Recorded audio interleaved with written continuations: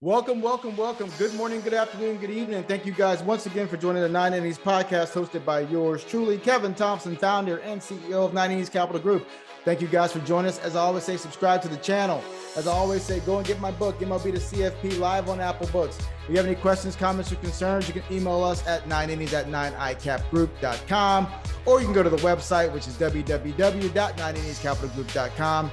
Don't forget to subscribe to our YouTube station here on our YouTube channel, which is 9 Innings Capital Group, the 9 Innings Podcast. You can also go to the 9 Innings Podcast on iTunes and type in 9 Innings Podcast and listen to our audio version. As you know, we're here to do what? Educate, empower, and engage. And today we're we're interviewing the ambassador of Quan, my agent, Mr. Tom O'Connell from O'Connell Sports Management. Let's get it.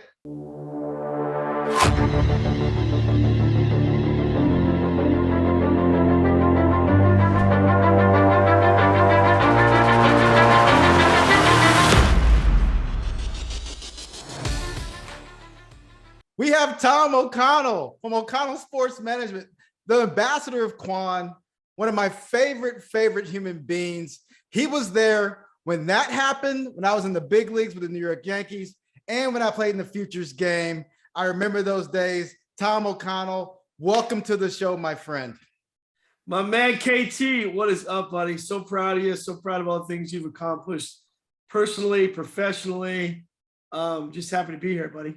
Man, I'm happy to have you, man. I just want to say you have done so great with the business, O'Connell Sports Management. I mean, you've taken it from a couple of guys like myself trying to come up. And I will tell you that you've put a lot of time and energy on guys like myself who, and I have to say this, we didn't make you a lot of money at that time, but this is the kind of relationship that you're going to get from a guy like Tom in my world. I mean, we're still friends. We still talk to one another. And sure. Again, it's almost like the Jerry Maguire, right? It's almost like Jerry Maguire, man. That's you're that guy to me, and I appreciate it, man. No, like I said, buddy, first of all, thank you. It's very flattering. And look, again, I think that's always been my philosophy in this business is that, the relationships are the biggest part of it, of what we do. And, again, I think that, the one thing I've always tried to do is make sure that I treat you the same as the first day I recruited you. You know what I mean? And obviously the one thing I'm very proud of is that I still to this day have, friendships with, all the guys I've represented. And that's great, because, it's an honor and a privilege to be able to be in the foxhole with you guys and for when you choose us and, trust you with your career.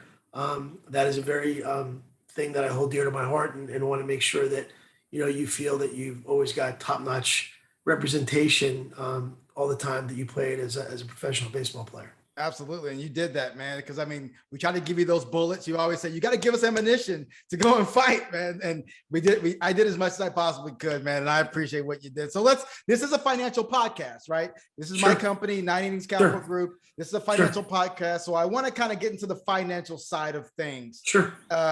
So the industry in itself has changed. How, like, for example, let's start with the draft. Like, how has the draft changed over the past several years from when I was there, like in 2000, 2001 to now? Well, the system changed in 12 when they went to the draft pooling system, right? So basically now each club is allotted a certain amount of money to operate with, in the first 10 rounds. And then, after the 10th round, if they saved any money on the first 2 days, they can still use that money to overpay, a player on the third day. So, they're very methodical about how they go about using their bonus pool money. Mm-hmm. And they, really, I would say that high school players have the most leverage coming in the draft now, how it works, because, if you are committed to go to college, then you're always going to get the club's best bullet. So if they feel, you're a good student and for example, you have a scholarship to LSU or Florida State or, Miami, you have a lot of leverage, if you don't get, what financially you're looking for, that you can forego and go to school. So I think that, age is a big factor. Yeah. The younger you are, the more empowered you are. Yeah. So those are some of the things I think that, back in the day when you were playing, the draft was 40, 50 rounds and there was no bonus pool system. So, a club could be aggressive in the draft and, for example, give a guy, $2 million in the 20th round. And, nowadays that's pretty much fallen to the wayside because ultimately, most of the pool money is spent on the first 2 days of the draft. Well, so you said it like back in the day before HD, right? Before Twitter, yeah, a lot of these things, you got 50 rounds and now you have about 20, 15, 20 20. rounds? Yeah, 20 rounds. Yep. Wow, man, that's a huge difference, man. So in regards to that, is it tougher to negotiate, or is it just like, hey, you're slot one, this is what you get, you're slot two, this is what you get, or is there any negotiation tactics involved in that? No, I mean, look, I think it just really comes down to the type of player you're negotiating for. So, for example, if you have, a high profile high school guy, you can kind of set the number, based on, his expectations. And then, ultimately you can either dig in, which you can do, or, the player can go to college, right? So now for a college player, if he's a sophomore eligible, for example, and has another year, another couple of years of eligibility, you can be more aggressive for that guy. But if you got a junior that, basically his only leverage is going back as a senior, the clubs really don't pay seniors all that well. Yeah. So you really have to understand how to navigate the board and make sure that, for example, if, a club offers you, a deal in the second round and you turn it down, you better have a landing spot for your guy, in back of them, down the board. And if you don't, and you don't read that properly, you could ultimately cost, a player a lot of money. So that's a very important part of what we do. We have to, understand what teams are in play, which allows us to, make good decisions when it comes to, accepting or declining, certain offers. Yeah. You've been in this business for a long time. I mean, I've been there with you from started from the bottom, right? And all of that.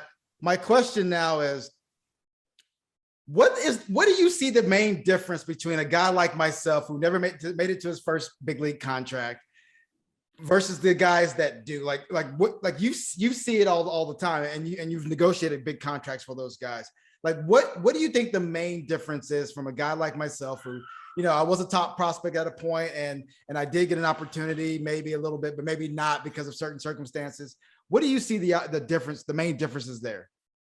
I think you hit on the head, opportunity. I mean, you came up with the New York Yankees, right? So, I would say 75% of that roster was making multi-millions of dollars, right? And you're making the minimum salary. So like, for you to, basically, establish yourself and hold a position on that roster, you'd have to play, extremely well, right? And then the problem with that is that, in a situation like that, you're getting very limited opportunity because, when you're playing with guys like, Sheffield and Bernie Williams and players of that caliber, where are the at-bats for you? Where are the at-bats for you to establish yourself? You're going to get an occasional, bat off the bench or maybe a start on a day game where, so you have to take every advantage of those opportunities. And, most of the time when those guys are getting days off, they take a day off when they have to face, Clemens or Verlander or Kershaw, I mean, like, hey, Skip, Joe, I could really use a day here. Oh, you don't want to face Verlander? Okay, no problem. You got it. Yeah. Hey, KT, go grab a bat. You're in there today, left field. Oh my gosh. So, again, I mean, I think that, opportunity, timing, health, those are all major factors. Again, I look at, a guy, in my career, I've had two guys that have never been optioned to the minor leagues other than injuries, assignments, and that's Luke Gregerson and Wade Miley. And, those guys from the day they got to the big leagues, they never went back other than, injury, deals that they had to deal with. But, that's astonishing considering I've represented, over 50 major league players. So it just goes to show you that, the clubs value options. They use them to their advantage all the time. And, you know, as a player, a young player, you know, you're always worried about that. You're always worried about looking over your shoulder. You never really get, you know, I think the biggest thing the clubs make, the mistakes that they make is they don't give, you know, players, young players, you know, the lay of the land. Like, hey, listen, you're going to start, you know, once or twice a week. We'll give you the night before that you're going to be getting in there.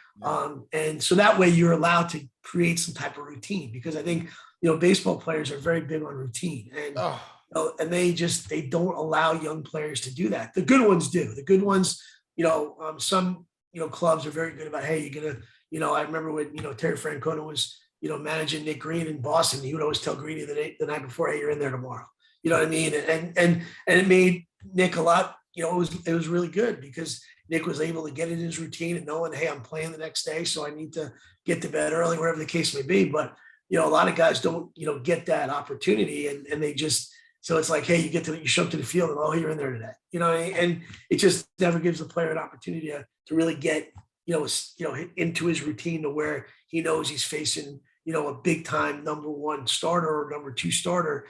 And, you know, again, it's tough. I mean, it's tough facing those guys anyway, but, you know, that's and as far as on the flip side with the pitchers, same thing. You know, you get called up, you fly from Tacoma to New York, and, you know, and all of a sudden, next thing you know, they say, hey, you're you know, you're hot today. You know what I mean? And it's like, well, I just flew, you know, the time change of 5 hour flight from Seattle to New York. You know, but again, they just, I don't think some of these clubs do a very good job in managing that aspect of a player's, you know, routine. I will tell you that you're 100% accurate on that, because while I was playing, you know, when I was hot as a pistol, and I was doing all these things in these leagues, it's because I woke up, I had a routine every single day, and my brain could focus. There was no extra energy being used anywhere else. And then when I got moved up to another level, now I'm trying to figure out, where am I going to stay? What am I going to eat tonight? What am I going to do? And now I'm focused on all these other things. I can't even focus on the game, because I'm trying to figure out what's going to happen with Kevin Thompson in life, just in general. I will tell you one thing: when I got to the big leagues, the routine kicked back in. It was like, okay, you gave me, Mr. O'Connell gave me a place to stay. Thank you for that. In the Big Apple, had a routine, man. You're absolutely right. We are anal retentive. We need to have the same thing happen every single day.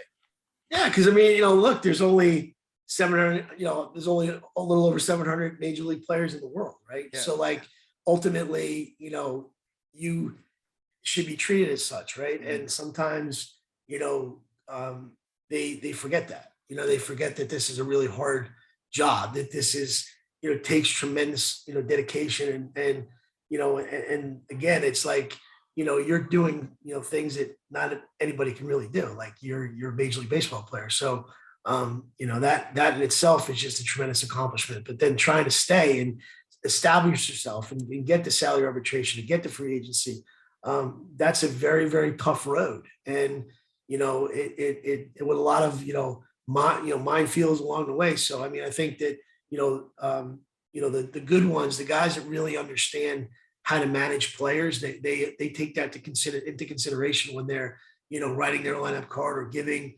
notification of when a guy's going to get in there. And I think the ones that do it really well are the ones that are the most successful. Oh, you mean I don't have to go to Boston and then look at the lineup card, because, you know, I always used to start from the bottom. I start from the bullpen, make sure I'm still there. Oh, yeah. I'm in there today. I'm facing Josh Beckett. I got to get myself ready. Go get him. Go get him. Watch out for that 98-mile-an-hour heater under your chin. Oh my gosh, man. Hey, this has been a great conversation. 9 Innings Capital Group. Thank you. Hey, thank you for joining us. I got a couple more questions for you, man. Sure. Fire away, buddy.